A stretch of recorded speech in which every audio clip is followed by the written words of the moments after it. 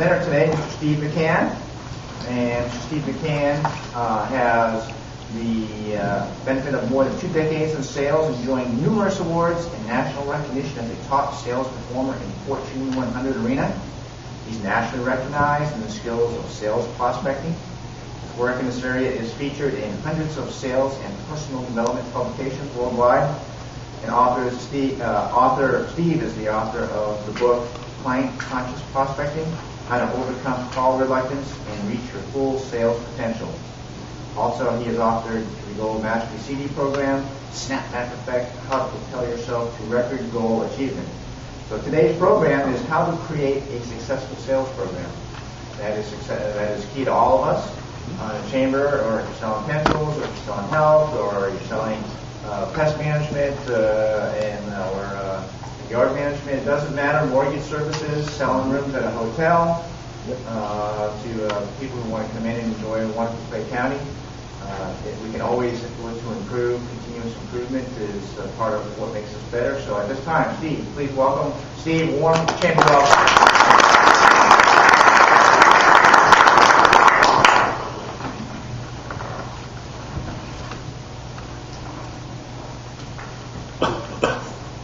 Doug, thank you. And Greg, thank you. And chamber members, thank you for bringing me in. I'm very, very happy to be here. Guys, I love doing this stuff. I love presenting ideas that matter to people who care. And if you guys getting up early in the morning to move your businesses forward, I can relate to you, I connect with you, and I respect you for what you do on a daily basis. I have a feeling we're going to have some fun today. So far, I've met some really wonderful people, so I'm in a good mood. I can see many of you, if not all of you, are in a great mood today. This early in the morning, too. That's kind of surprising, but that's a good testimony to you. Today, like Doug said, we're going to talk about how to create a successful sales system. I did bring some notes only because this is a program that I've presented at numerous times, but we've got some updated research that I want to make sure that we cover with you. So let me start with a story. The story goes like this.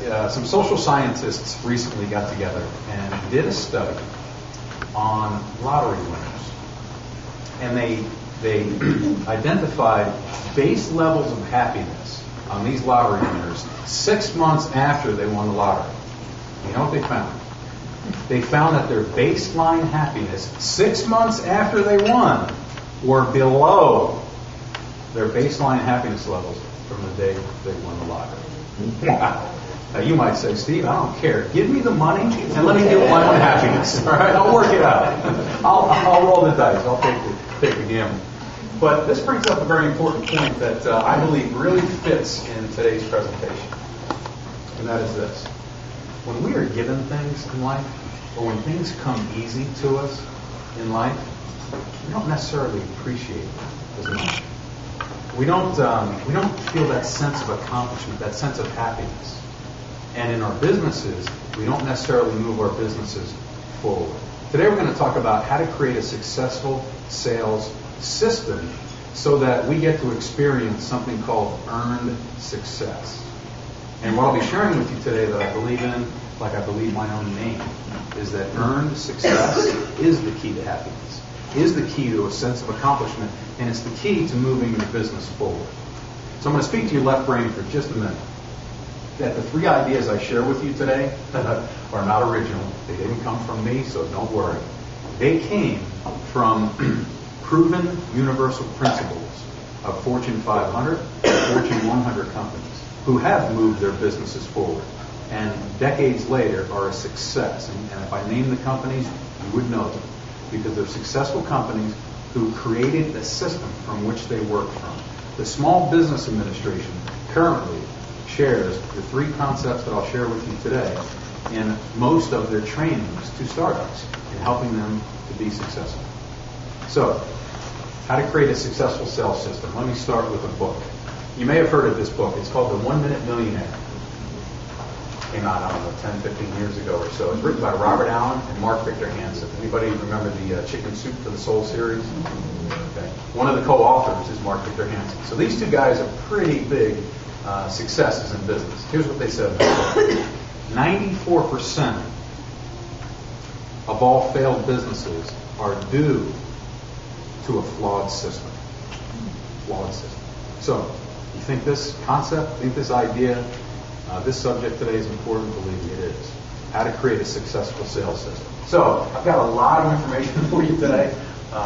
So what I would ask, Greg and I have talked, we'll do a Q&A afterwards, but if you wouldn't mind, just if you have questions, just hold them to the end. I promise I'll do my best to cover them. But I want to shoot a lot of information your way because we're condensing a longer presentation in a shorter period of time, but I want to get it to you. So, how to create a successful sales system. Answer 3 questions. Okay, you answer these 3 questions, and I am here to tell you will have a successful sales system. Number 1, answer this question.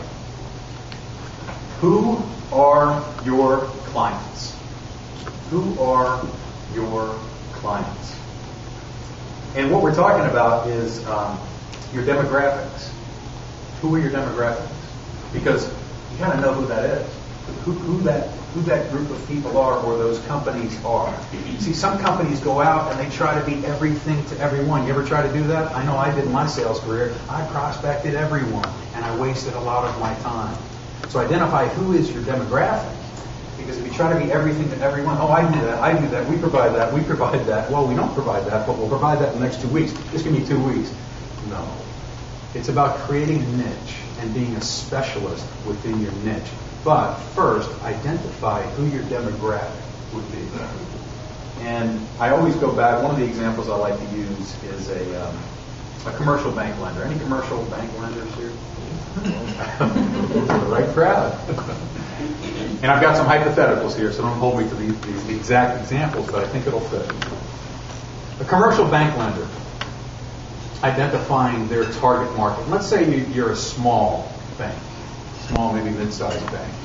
And let's say you found your sweet spot loan size is anywhere from half a million to $5 million. Okay? So that's your sweet spot. That's where you know you've got the asset base to cover it, it's profitable, and you find that those businesses that take out those type of loans pay on time. We know that's important in lending on a regular basis.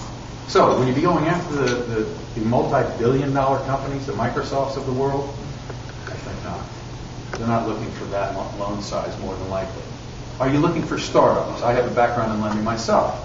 And in that background, I learned that when you're lending 7 figures to businesses, you're normally looking for at least 2 years of a track record. So startups are probably not the very demographic. The suggestion is find out what your demographic.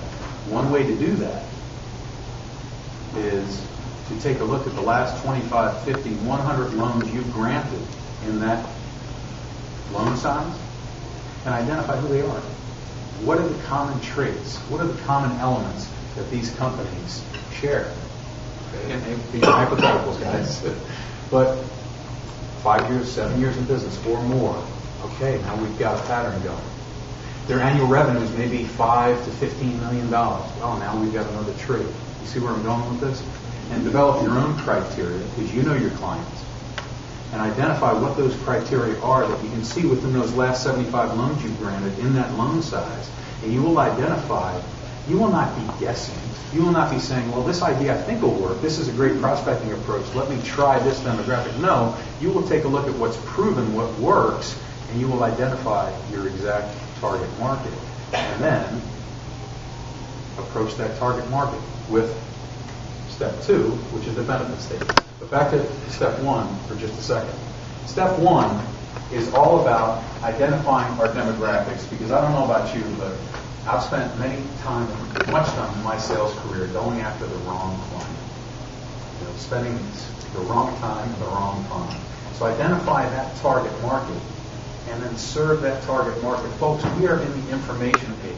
It has never been easier to identify the companies that we serve or gain information on them. If you're serving a 7-county area, it's not hard to identify where those companies are or where those people are and then serve them. And now you're not wasting time going after the wrong demographic. That's step 1. In the interest of time, I'm going to move on to step 2. Okay, question number 2. What is your benefit statement? What is your company's benefit statement? Folks, if there is one thing out of these 3 that is important for us, this is as important as any. What is your benefit statement? Have you ever been on a website and you review the home page of a company And after you get down to the bottom of the homepage, you have no idea what the company does. They just marketed the heck out of themselves, but they didn't tell you what they do. Ever watch a 30-second commercial, and at the end of the commercial, you still don't know what the company offers? Waste of time. Waste of time. So, lead with, well, first of all, identify. And this is where the research comes in. Identify your company's benefit statement. See, inexperienced salespeople will, when you're in the company of one who's very inexperienced, they may do what's called selling by telling. You ever hear that term? Selling by telling. They'll tell you all about how long they've been in business, how big their manufacturing facilities, how big their asset base is, how they rate in their industry, how they rate compared with their competition. By the way, have you noticed I haven't even gotten to what we do and what our benefit statement is? So identify your benefit statement. What do you do? What do you offer? Okay? And put it in a clearly defined benefit statement. I'm going to give an example now. Is there anybody here who works for Peterbrook or Kilwins by chance? Is anybody familiar with Peterbrook or Kilwins? I love it too. I have not contacted them about this benefit statement, but I'm just going to throw it out. What if Kilwins or Peterbrook had a benefit statement such as this? We provide tasty treats that bring smiles to our clients' faces. Now, I'm a husband, I'm a father, I've got a family. What if I were to be walking down Jacksonville Beach and I'm walking by a Kilwins? And I remember their benefit statement. And I know that they've got tasty treats, even though they're 1,200 calories. Let's put that aside for just a second. They have tasty treats that put smiles on people's faces. Family, happiness, tasty treats. See where I'm going with this? They are clearly defining what they offer. They're not promoting their 1,200 calorie item. They're promoting a tasty treat, a happy experience. Identify what your benefit statement is and put it in all your marketing materials. Put it on your website. If you could put it right underneath your company's line, you've seen this before, right? Some of those killer slogans we've seen. Mm-hmm. What is the benefit? Because then people won't struggle to find out what you offer. Provide that benefit statement. Clearly define what it is that you offer, and then offer it to them in every way you can. I was in a seminar such as this a few years back, and I had a dentist in my audience. And afterwards, he shared with me his benefit statement, and I loved it. I loved it so much, I said, can I share it? Can I use it? By the way, is there any dentist in the group? Here was his benefit statement. I am the pain-free dentist. Pain-free dentist. So let me read you his benefit statement. We provide pain-free dentistry that inspires our patients to have dental health. See, what I didn't share with you is that he's pretty generous with the Novocaine. And he doesn't use steel dental devices, tools. They're a bit of a fiberglass composite, so if they touch the gum, they don't cut the gum like steel will. So he has taken a number of precautions so that you and I, we're going into his office, we have a root canal or a cleaning, we're not going to be in pain. And what he has identified, he's got 4 locations, so he's doing something right. He's identified that people show up for their 6-month cleaning. They show up for the root canal because they know in his office anyway, they're not going to be experiencing pain. This guy got it. He identified his benefit statement. It's on his website. It's on his business card, the back of his business card. He puts it everywhere he can. What I suggest to you is create that benefit statement. Take the time to do so. It's the best homework you'll ever do for your company. Put it on marketing materials. Put it on the website. Put it in your mission statement. Make sure all your salespeople are leading with that and including that in their presentation, in their closing presentation, in their opening presentation. Because then people will know what you offer and they'll identify you as the company with that benefit. Folks, if there's something to write down, it's this.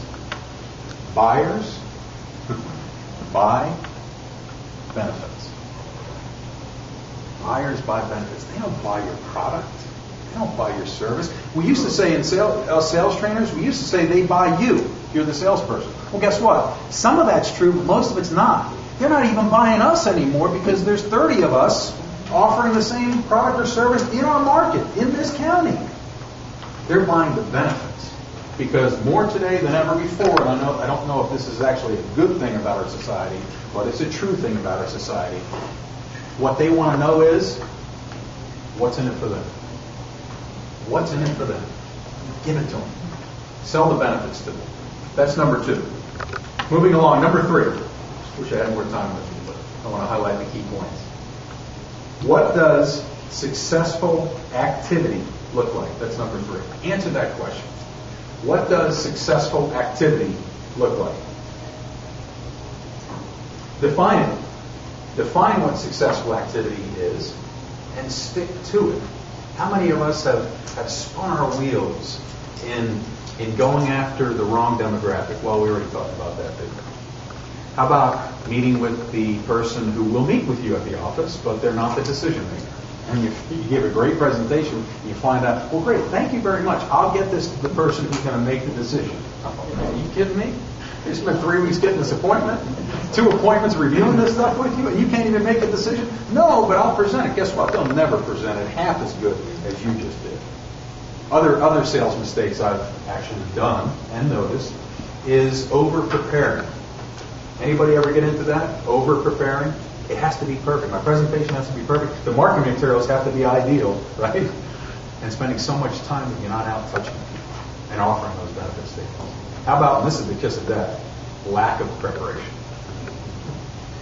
You know it when you're with a salesperson or a business owner who has not prepared. They have not done their homework. Folks, today more than ever, we have to do our homework because the information is out there. We've got phones. These smartphones will provide information on a company. You go to their website. You can go and find statistics on companies. You can find these lists of companies that fit your demographic. There is no excuse for not doing your homework and not being prepared for your prospect. So, important point, yes. Look for ways to create a system of activity. And I want to give an example. Not only do I, since 2000, I started this company that we provide conflict management training to the corporate sector as well as sales training. But in addition, I run an investigation and computer forensics company. So we actually investigate insurance fraud.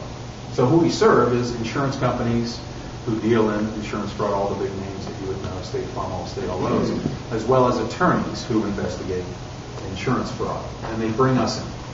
So what we identified is the activities that brought us business in the past. See, the suggestion here under number 3 on how to create successful activity, what that will look like for your business is identify the 3 activities that have brought the most business into your company. And if you're a startup, by the way, I get that. If you're a startup, then find companies who have done what you want to do successfully and find out what they've done. Don't just take their word for it. Ask them, take a look at your sales the last year or 2. What are the 3 key areas that brought you the most business? But if you've been in business for any length of time, take a look at your last 50 sales or so and identify what it is that brought those people in, what brought those companies in, those clients in. Normally it will be from your warm market, or normally, or in other ways it would be from your current clients. But the point is identify those 3 key areas. And those 3 key areas will be the basis of your activity system within your system. I'll give an example. In our investigation company, we identified that, and I took a look, I went through our Salesforce report over the last 3 years of sales, and I took a look at hundreds and hundreds of clients that sent us assignments. I identified 3 key areas that brought us in the most business. Number 1 was continuing education training. We do that on a monthly basis.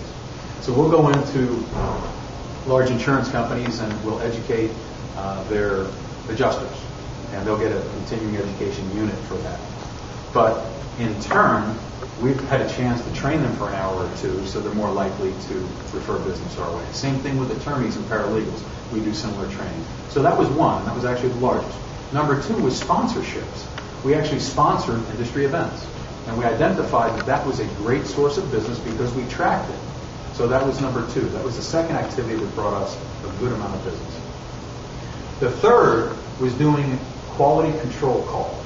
See, we've created a system whereby we follow up with our clients. They send us an assignment within 3 weeks. We're following up. And our turnaround time for a report, a surveillance report, will be anywhere from 2 to 5 weeks. So that 3-week mark, sometimes they'll already have their report in their desk, so we'll be able to review it with them. And if there's a problem, we're able to nip it in the bud.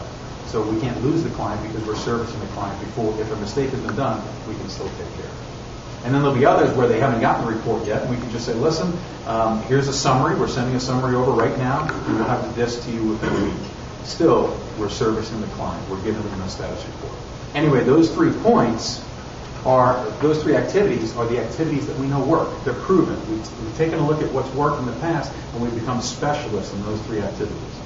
I was in the mortgage business years back, and what I identified by using this process is the 3 activities that brought me the most business over the last couple of years prior to doing my research was doing real estate presentations in real estate offices, bringing bagels and coffee and speaking to 25 realtors for 10 minutes on the latest in the mortgage industry and the best products and services that can help them close more home sales.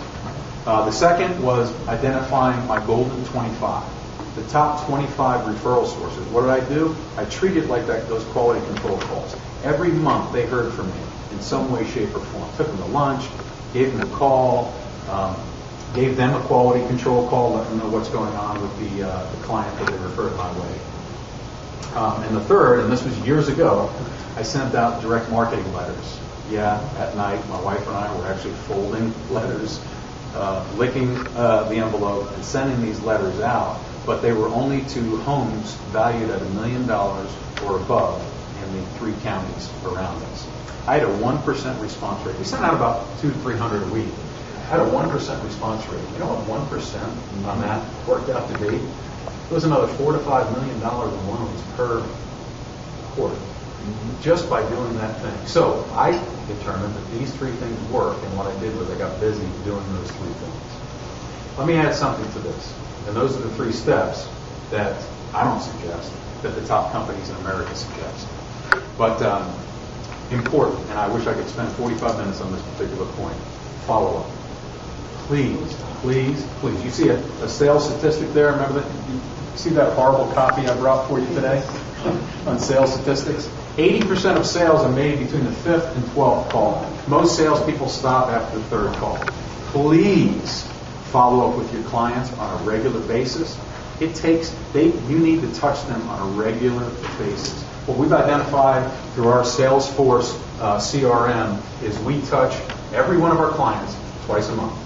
Once through a contact email, providing them some sort of article, value-added something that will help their business move forward.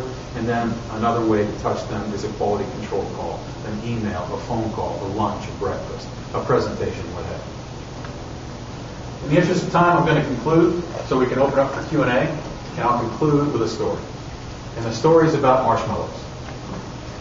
These social scientists, I don't know where they are, but they put these, they do these tests. And there was one they did back in the early 70s that I thought was kind of interesting, and I like sharing. They did a study back in the early 70s on 50 children, 7-year-olds. And they gave them each a marshmallow, and they put them in a room. And they said, okay, guys and gals, for the next 15 minutes, do not eat that marshmallow. And if you don't eat that marshmallow, you're going to get a second marshmallow after 15 minutes. That's all they did. But that was the explicit information, suggestion, and then they left. And for the next 15 minutes, they had a camera in the room. And some of the kids were hitting their head against the table. I want that marshmallow! And some were walking around pacing. You know what happened? After 15 minutes, 2/3 of those 7-year-olds ate the marshmallow. Only 1/3 delayed the gratification to get that second marshmallow. Here's what they did. They followed this group of children 10 years further. And they identified that according to their SAT scores, the 1/3 that didn't eat the marshmallow scored more than 200 points higher on average on their SATs than did the 2/3. Interesting. They moved a little further, another 10, 15 years. Honestly, I do not know the statistic. However, This is true. The kids in the 1/3 that delayed the gratification made more money, on average, in a big way. I don't know the statistics again, but in a big way than the 2/3 that were unable to delay the gratification. I'm going to end with this. The importance of delaying our gratification, the importance of having the discipline that it takes to create a system that works, and then following that system week in, week out, month in, month out, will do a number of things for you. It will help you to feel a higher level of self-esteem, a higher level of happiness, of accomplishment, because you've earned your success. Do that, you'll be a happier person, you'll feel a deeper sense of accomplishment, and you will move your company forward, no question about it. Thank you for your time and attention today. I enjoyed it.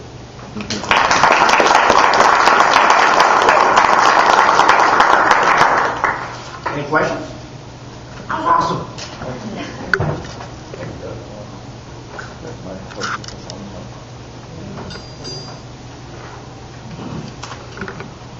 Steve, thanks, sir. Thanks, Chris.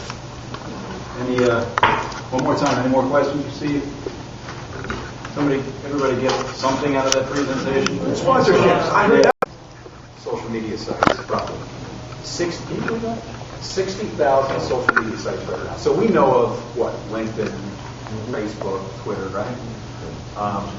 60,000 social media sites. So, for your clients, if you're selling, again, more examples, but if you're selling high-end automobiles, Porsches, Mercedes, right, BMWs, there are social media groups of BMW enthusiasts, Mercedes enthusiasts.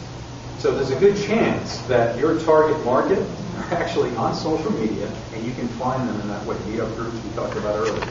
So I'm a huge, we actually do social media searches in our business for investigative purposes, so it wouldn't fit with what we're talking about. But we're big fans of social media.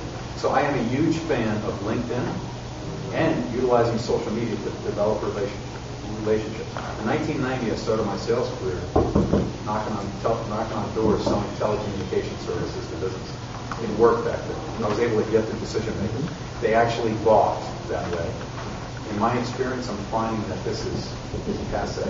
Does it happen? Yeah. I've got one client that I'm meeting with in Miami in 2 weeks where I found him through a cold call, and he's a guy that's going to help me open up doors that I couldn't do on my own. That was one in probably 2,000. Seriously. I know that through warm marketing, this is the way to go. This is the way to go. I'd love to talk to you more about it rather than take up your whole morning, but I'm seeing warm marketing is really the way to go. Anybody else got anything, Steve? I want to thank you for coming, making time in your morning to come out here. I realize that everybody's busy. We appreciate you spending a little bit of time with us. Next week, next Thursday, just as a reminder, Chambers are having after hours over at Best Bet. It should be a great time. It starts at 5 p.m. Other than that, have a great day and appreciate